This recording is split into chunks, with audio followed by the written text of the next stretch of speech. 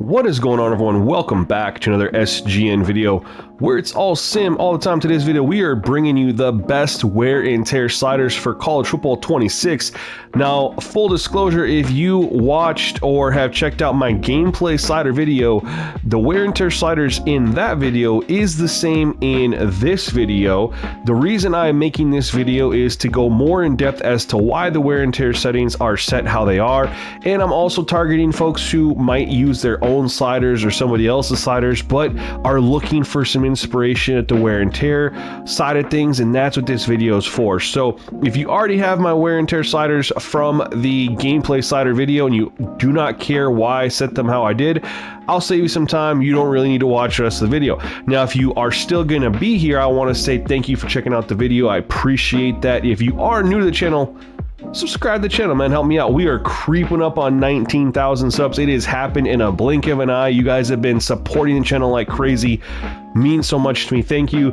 And if you could help me up by liking the video too, man. It's you guys been doing work with the likes as well, and it's really made a difference. So thank you so much for all your support. Let's go ahead and dive right into the wear and tear and why I set the wear and tear the way I did. Now, before we get too far into it, I want to let you guys know that I made it a point of emphasis this year to treat wear and tear as a substitution method, because we know that auto subs do not work very well for player rotations. You have to jack up the auto subs pretty high, and then even when you have them pretty high, you have to increase the fatigue significantly, and then what can happen is you have disappearing players, things like that. The auto subs just don't work great for player rotations, even though that's their main purpose.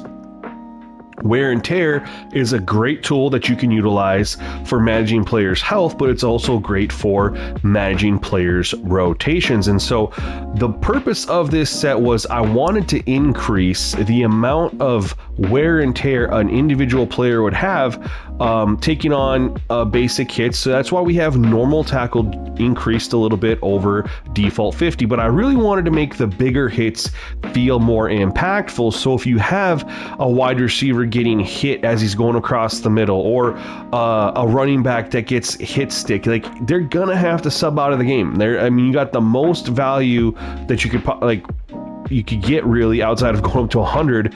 That's going to have a huge impact, and that's why all of these are above default. Sack, block, everything is above default. Now, what I did do to make sure we get players subbing out for maybe more than one play, the goal was maybe 2 to 3 plays and then come back in. We did lower the per play recovery and per timeout. But what we did do is to make sure you don't have disappearing players in the second half, as long as you're doing a good job of managing your rotations, is we increase the recovery at halftime. So if you beat a player up pretty good in the first half, they are going to have boosted recovery for the second half. I didn't really like the way players were holding up as you started playing more games into your season, and we would see that it would not only take a huge toll on their week-to-week availability, but also that career threshold. And so that's why I have the week-to-week recovery jacked up. Again, these are 18, 19, 20-year-old kids. Their body heals fast, all right? So we want to reflect that the game time hits and stuff, those can pile up and make an impact, but we want that recovery during the week to be pretty strong, so you're really not seeing the full season effects until you've gotten about 10, 11 games in. Then you're going to start to see them a little bit, because that is at the end of the season, and they've had a lot pile up there. In-game healing reserve pool, I have honestly no idea what this really does on top of what else is here. It just says move the slider to the right to increase the amount of wear and tear recovery possible in a game, which I kind of thought that's what these all were. So I currently have this at 50. Now, if you are having issues with guys maybe getting a little too banged up and you're not as good at rotating players out as you should be, increase this to like 55 or 60. Now, one thing we can't not talk about if we're talking wear and tear is the extra settings for wear and tear built into the auto subs, and which is right here on your wear and tear sub strategy. Now, you can do custom. They have the pre-built ones in here. I recommend, making it make sense. And so halfback, we absolutely want it on keep fresh, and you can increase this too if you want to go to custom and jack that up a little bit to keep your running backs fresh. You can do that. Play around with this if you want to. I'm personally using the default settings that they give us here. You know, and there's positions that you never see sub out, like offensive line, quarterback, defensive back, and safeties. That they don't rotate out, but other positions do rotate out. And linebacker, you could even do a keep fresh, although linebacker is one of those positions that mostly subs out due to like formations, not necessarily because the guy gets tired. You see that more along the defensive line and the running backs, the skill positions, things like that. One thing to make note of, you'll notice defensive tackle is not here.